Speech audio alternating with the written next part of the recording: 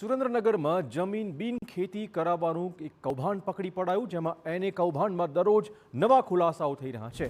Remand પર રહેલા નાયબ મામલતદાર મોરીને દિલ્હી લઈ જવાયા છે। દિલ્હીમાં નાયબ મામલતદારની કરાશે પૂછપરછ।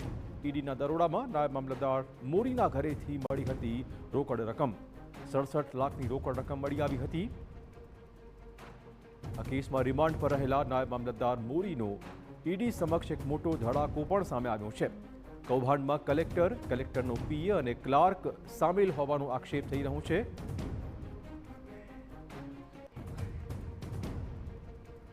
તો રોજ નવા ખુલાસા, વધુ વાત કરવા જોડાશે અમારા સંવાદદાતા સચિન। જે રીતે નવા ખુલાસા થઈ રહ્યા છે અને ખાસ તો સમાચાર એ વાતના પણ છે કે મોરીને દિલ્હી લઈ જવાયો છે।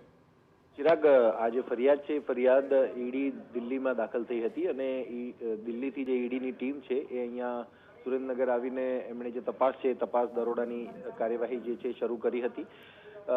જે પ્રકારની હકીકતો સામે આવી છે અને કોર્ટે જે 1 તારીખ સુધીના રિમાન્ડ ચંદ્રસિંહ મોરીના આપ્યા છે, ત્યારે એ બાબતને લઈને ઈડીની ટીમ હવે પૂછપરછની જે શરૂઆત છે એ શરૂઆત થઈ ચૂકી છે અને ઘણા બધા ખુલાસાઓ એમાં સામે પણ આવી રહ્યા છે। જે પ્રકારની ડાયરી કે જે પ્રકારના હિસાબો કે જે પ્રકારની ડિટેલ્સ મોબાઈલમાં કે પછી ડોક્યુમેન્ટરી એવિડન્સીસ છે, ડિજિટલ એવિડન્સીસ છે, તમામ જે બાબતો છે, બાબતોની હવે ખરાઈ અને ક્રોસ વેરિફિકેશન જે છે એ ચંદ્રસિંહ મોરી પાસેથી કરવામાં આવશે।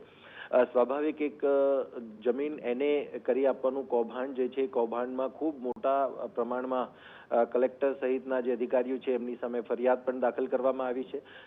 મહત્વની બાબત અહીંયા એ છે કે આની અંદર અન્ય કોઈ લોકો સામેલ છે કે કેમ, અને જે પ્રતિ ચોરસ મીટર જમીન એને કરાવી આપવાના આ જે સ્કેમ છે, સ્કેમમાં કેટલા રૂપિયાની ઉગાહી કરવામાં આવેલી છે, કેટલા રૂપિયા લોકો પાસેથી ઉઘરાવવામાં આવેલા છે, આ તમામ બાબતો જે છે એ બાબતો આવનારા દિવસોમાં સામે આવશે। પરંતુ જે પ્રકારે હિસાબ અને જે પ્રકારે મોબાઈલમાં અને જે પ્રકારે ડોક્યુમેન્ટ્સમાં જે વસ્તુઓ સામે આવી છે, એમાં કોણ કોણ લોકો છે, એની સાથે કયા પ્રકારની લેનદેન કરવામાં આવેલી છે, સ્પીડ મનીથી પૈસા લેવામાં આવેલા છે, એ સિવાય કયા પ્રકારના રોકાણ કરવામાં આવેલા છે કે ઇન્વેસ્ટમેન્ટ કરવામાં આવેલું છે, તો આ બધી જે બાબતો છે એ બાબતોની હવે વિગતો આવનારા દિવસોમાં સામે આવશે। ધન્યવાદ સચિન, તમામ જાણકારી બદલ। તો ચંદ્રસિંહ મોરી દિલ્હી લઈ જવાયો છે અને ત્યાં તેની કડક પૂછપરછ થઈ રહી છે।